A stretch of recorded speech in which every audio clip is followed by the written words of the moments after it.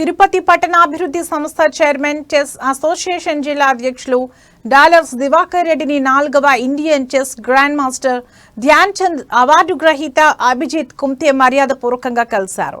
ఈ సందర్భంగా తుడా చైర్మన్ ను అభినందించారు. ఉమ్మడి చిత్తూరు జిల్లాలో చెస్ అభివృద్ధికి డాలర్స్ దివాకర్ రెడ్డి ఎనలేని కృషి చేస్తున్నారని కొనియాడారు. దివాకర్ రెడ్డి సహాయ సహకారాలతో జిల్లా నుంచి జాతీయ అంతర్జాతీయ చెస్ మాస్టర్లు ఎదిగారని గుర్తు చేశారు.